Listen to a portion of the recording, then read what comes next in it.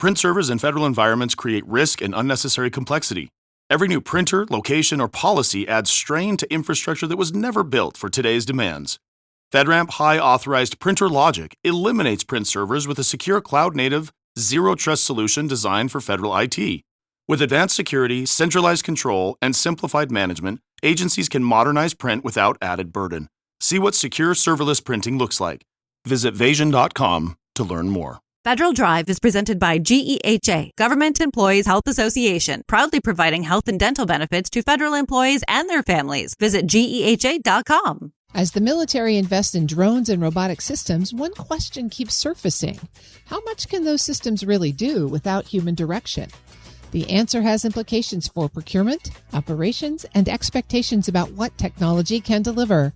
Federal News Network's Eric White spoke with Ben Wolff, CEO and co-founder of Palladyne AI. And that AI is what we are talking about today. And as somebody who has been bombarded with buzzword pitches over the past maybe 4 or 5 years or so, I have to say whoever wrote this particular one was kind of a breath of fresh air, hearing that, talking more about the limitations of this technology rather than just spouting off all this stuff that it's not necessarily capable of doing yet. So why don't we kind of just start where you stand currently on what you think all this is going, and what are the autonomy standards that everyone is operating within, even if they might be expanding upon them when they're, making those pitches to media's entities and government contractors. Sure. So first off, I think about the world of AI really being divided into 2 different buckets. One is the kind of AI that you and I might be using on a daily basis, where we're asking questions of this artificial intelligence set of algorithms, that those algorithms have access to massive amounts of data, and we use those agents to be able to help us make better decisions as human beings. So it's a knowledge-based type of AI. And that's not what we do. That's probably what 95% of the AI companies out there do, but that's not what we do. What we do is we deal with algorithms that sit on machines that enable those machines to be able to interact with the real world. So think about the kind of AI that might be in a self-driving car or in an autonomous plane. That's the kind of physical world embodied AI that we do. And so your question was, where are we today with that? We currently have our AI flying on drones that allows the drone to identify what's going on in its environment, to perceive through its sensors what's going on the battlefield, for example, and then to make adjustments in real time without requiring human direction or input to be able to evolve and change and adapt to what's going on the battlefield. So we're taking a machine that is otherwise remote controlled, meaning it's being managed by a human operator, and we're enabling that human operator to not have to focus on each and every adjustment or movement of the aircraft, and instead allowing a single drone to truly become fully autonomous, to be self-driving, if you will, based on the inputs from the environment. And then we take it a step further, and we allow multiple drones from different manufacturers, relying on our software, to be able to communicate and collaborate with one another so that all of the knowledge across all of the drones is shared among the drones, and the drones as a swarm can then respond in real time to what's happening. So you're talking about reading and reacting. As far as the reaction portion of it, what is the role then in humans interacting with it and reacting to those reactions? I mean, how do you determine how far you want to let it go on its own when it is making those necessary adjustments that you described? So our system is flexible enough that the humans can intervene whenever they want to.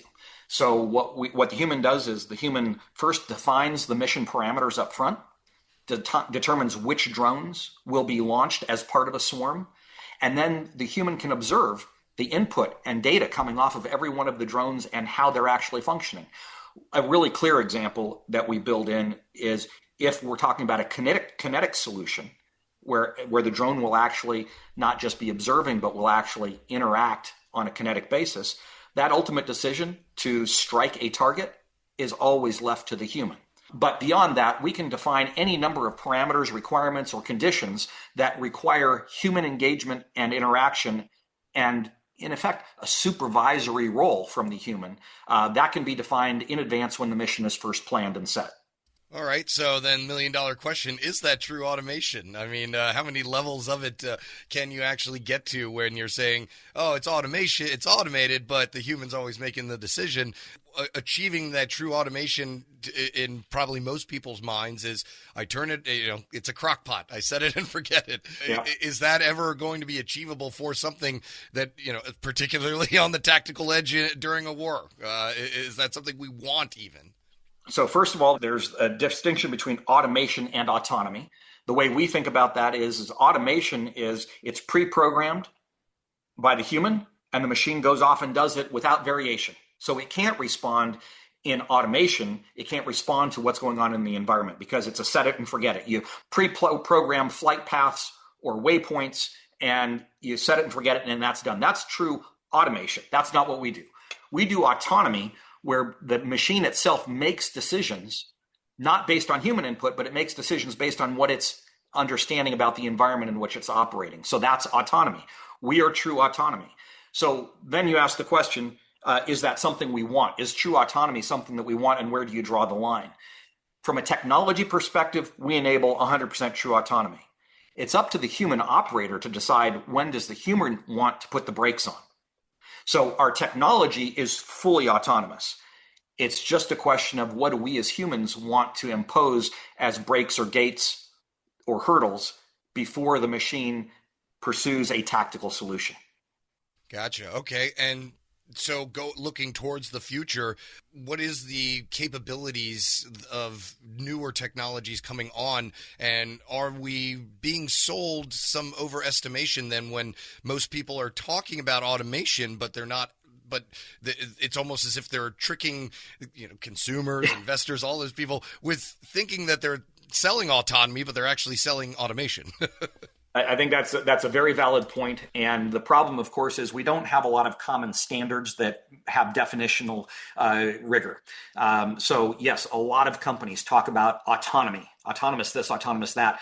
And in reality, they're either talking about unmanned or they're talking about automation, but they're really not describing full autonomy. And that's one of the things that I think it's really important for everybody to understand. There's remote controlled unmanned systems. Then those unmanned systems can either be automated, in which case the humans have made all of the decisions in advance and the machine can't respond in real time, or then you get to full autonomy. And it's kind of like the difference we're all familiar with self-driving cars. Tesla's done an amazing job of showing what the future looks like with true full autonomy. But right now, they're still not there. You can't go on a backcountry road and just set it and forget it and have it respond to what's going on in the real world environment. And I think we're seeing the same thing with weapon systems. You've got this evolution of increasingly autonomous systems. In our case, we are true level 5 autonomous solutions for flying machines. Looking ahead, is the feasibility and affordability and all of those things that are factoring in, are those going to be less factors, I guess would be the question, where it's not really, you're kind of weighing, this costs a lot, but we're getting autonomy as a reward for paying all this money and putting all this manpower towards it. Is it going to be worth it in the end, I guess is the question I asked, or will we end up paying for a very expensive system that we need to revert to human expertise for anyway in the end? I think where we're seeing the technology go is this technology is going to be more capable than what any group of humans could do on their own. And that it will be more reliable and more precise because you take out human judgment and error in some of the more mundane tasks. So when you hear about the Department of War talking about wanting to be able to launch 1,000 drones simultaneously, with today's technology, before our system came along, for the most part, you're talking about either 1,000 soldiers having to fly 1,000 drones. That's not scalable from a manpower perspective. Or you're talking about launching 1,000 drones that are entirely pre-programmed, which in a lot of use cases, that means the offense isn't taking into account in real time what the defense is doing, right? I think a lot about using a football analogy. When the head coach calls in a play to the quarterback and the offensive line is ready to go, that's great if the defense does exactly what you think they're going to do. But as soon as they throw you a curveball, sorry, I'm mixing my baseball and football analogies, but as soon as they give you a different defensive look, right before the ball is hiked, now the offensive line has to use their own brains to evolve and adapt to what they're seeing the defensive line do. And that's the same thing you see on a battlefield. So yeah, all the pre-planning in the world is great until the action starts and the plan falls apart. And that's when you need real-time intelligence on the battlefield, and that's what we do. And as far as securing the autonomous system itself, I mean, to continue the football analogy, you don't want anybody else having to look at the playbook. How is that going to be taken care of? And is the answer to that even more autonomy? So autonomous protection, protecting the autonomous drones to the point where we are so many levels that we're getting into strange territory. Well, it is definitely strange territory, but we have to be prepared from a cyber perspective to be able to protect the systems that we're deploying. And that's true. Anything that's got a communications inroad into it, we've got to be able to secure and protect. And that's fundamental for every weapon system that's out there. That's true for manned aircraft as well as unmanned aircraft. So that is a real world problem that everything has to deal with. Now, one of the things that we bring to that particular discussion is our AI lives on the edge, on the machine, not in some central server somewhere that can be hacked into.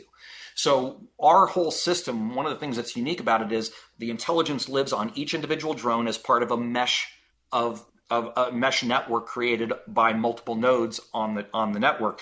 You don't have to consistently go back and have continuous communications to a central server somewhere. That helps enhance the overall security and safety of the system that we deploy.